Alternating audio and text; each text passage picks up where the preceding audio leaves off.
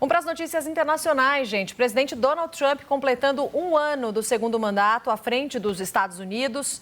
Para falar sobre esse assunto, estou aqui no estúdio com o nosso editor de internacional, Acácio Filho. Bem-vindo, Acácio. Tudo bem? Tudo bem, como vai? A gente tem aí um balanço para fazer, um ano, parecem 45, né, de muitos embates políticos internacionais com repercussões depois da invasão à Venezuela.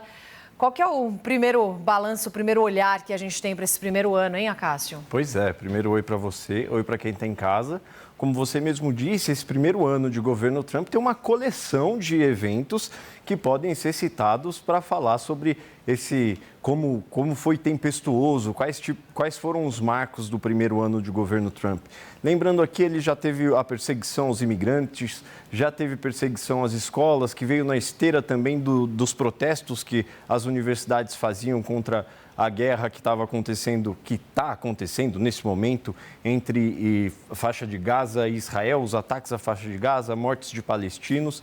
A gente separou um recorte, Roberta, que dá uma boa ideia de como o presidente Trump centraliza muito nele como a tocada do governo, que é quantas ordens executivas ele assinou nesse primeiro ano. Aqui no nosso gráfico também tem o primeiro e o segundo mandato dele, e deixa claro como a partir desse segundo mandato, nessa linha que está traçando aqui, separando até aqui é primeiro mandato de Trump, daqui para cá segundo.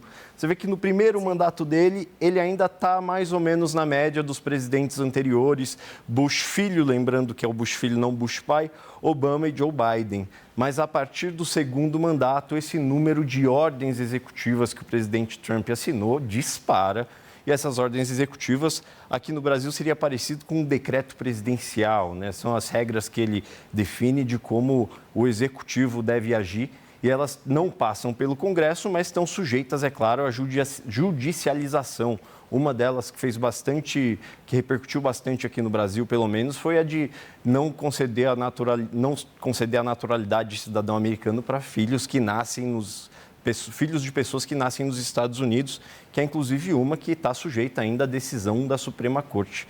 Esse é um recorte que mostra bastante como o Trump tem levado esse mandato, esse Trump 2, né, como a gente chama aqui no Brasil, Trump 1, Trump 2, esse é o Trump 2. Vamos trazer mais gente para essa conversa, Acácio? Nós temos o professor de Relações Internacionais da SPM, Leonardo Trevisan, que nos ajuda a ter um olhar mais claro sobre tantas situações diferentes que temos para analisar nesse primeiro ano de mandato de Trump, que parece muito mais tempo. Professor, obrigada pela participação, sempre um prazer tê-lo com a gente por aqui. Bem-vindo sempre ao SBT News. Queria começar falando um pouco sobre imigração. Durante toda a campanha, a gente acompanhou Donald Trump fazendo a conexão com os eleitores nesse tema. E temos números de aprovação do governo Trump que são baixos na comparação histórica até com outros presidentes, né, professor? Queria que o senhor falasse um pouquinho sobre isso. A gente lembra que o tema foi central na campanha, mas a velocidade e também as ações de Trump em relação à imigração têm dividido a população nesse sentido. Os americanos, mesmo aqueles contra a imigração, que foram com Donald Trump, uma parte não concorda com essa política que está sendo implementada, com esses casos recentes que a gente acompanhou também em Minnesota, de violência policial e das próprias reações do ICE. Isso tem, de fato, dividido a população americana, professor? Boa tarde. Sem dúvida nenhuma, Roberta. Primeiro, boa tarde, Roberta, boa tarde, Acácio, né? Nós estamos lidando com uma situação que não tem parâmetro na história americana. Não adianta a gente não perceber isso, né? Mesmo governos republicanos mais radicalizados à direita. Vamos pegar um exemplo assim que não é tão longe da gente para a gente falar, dá para falar e todo mundo lembra pelo episódio. O governo de Nixon, né? O governo de Nixon também usou ordens executivas, isso que o Acácio estava mostrando aí, como é que cresce. Ele também radicalizou certas posições, tinha uma posição internacional dura no Vietnã. Nunca ele sonhou em tomar atitudes como a que Trump está tomando. O que nós temos que entender é a referência que é básica quando a gente fala Estados Unidos. Quando a gente fala Estados Unidos, a referência de todos nós é a Constituição americana. os Founding Fathers, é a cabeça do americano na relação que ele tem com o governo, para o bem e para o mal. Por exemplo, vou dar um exemplo do mal, né? Todo americano acredita que é bom ter uma arma em casa. Isso está garantido pela Constituição, porque era assim em 1776. Eles não mudam ideia. Mais de 70% pensa isso. Né? O mundo mudou, mas a cabeça do americano tem um respeito à Constituição.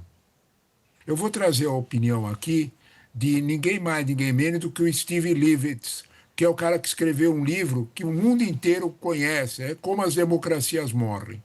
Ele fez uma frase na comemoração do New York Times, comemoração entre aspas, né, do primeiro ano do mandato, em que ele diz o seguinte: Trump não leu, Trump não obedece, Trump não acredita na Constituição.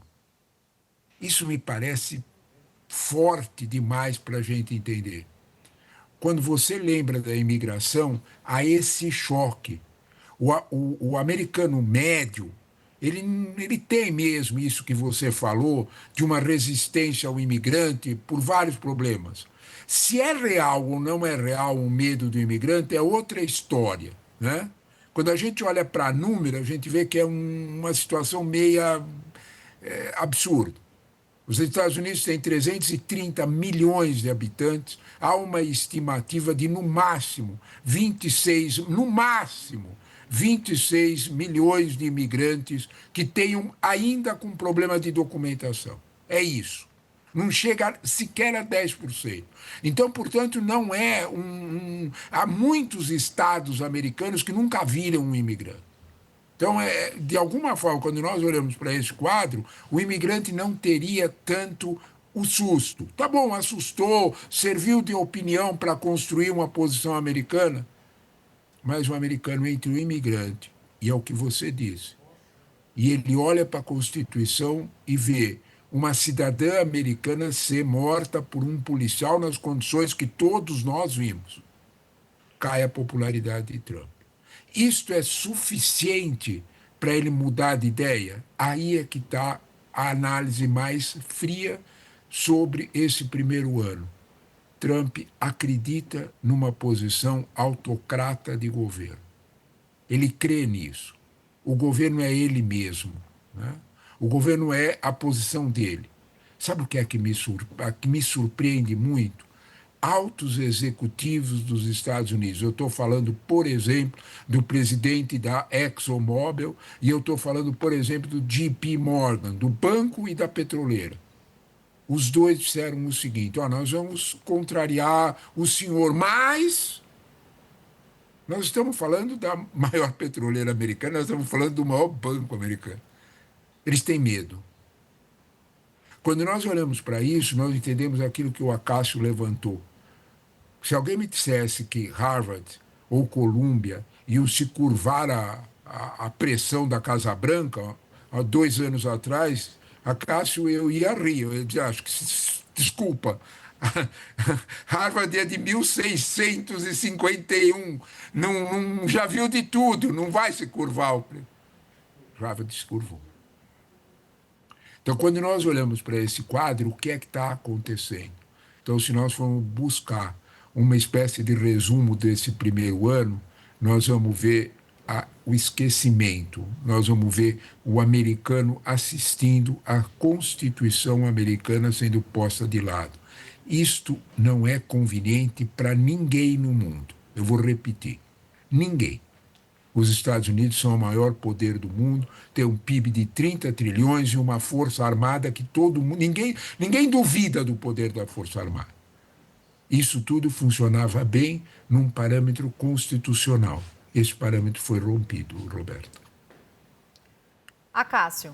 Professor, usar um gancho que o senhor mesmo deu para a gente ao citar o presidente Nixon, quando falar de Nixon não tem como lembrar também do escândalo do Watergate, que foi o que fragilizou tanto o governo do Nixon. Sim. O que impede, por exemplo, de algum escândalo fragilizar também, conseguir fazer com o que o caso Watergate fez com o Nixon?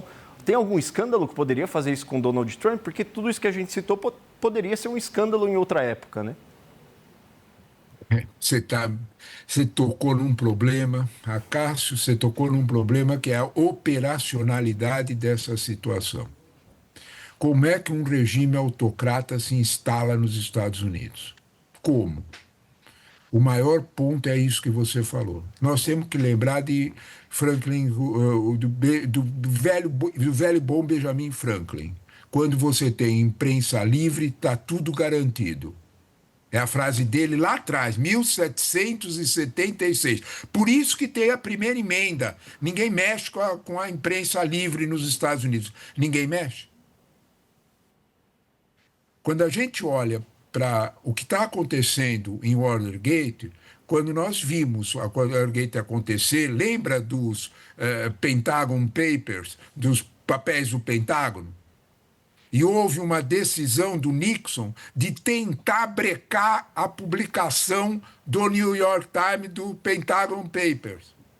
Lembra o que aconteceu? Mais de 1.500 jornais nos Estados Unidos, no dia seguinte, publicaram o Pentagon Papers. Lembra disso? Né? Ou seja, não adianta me proibir o New York Times, todos nós vamos publicar. É isso que acabou. É isso que, de certa forma, ficou restrito. Acácio, a questão de uma semana atrás, uma jornalista investigativa do Washington Post teve a sua casa invadida por agentes do FBI que estavam atrás do computador dela. Eles disseram: nós não vamos prender a senhora, nós vamos pegar o seu computador e os seus papéis. Porque eles queriam saber o que é que ela já sabia sobre uma determinada matéria que ela estava investigando.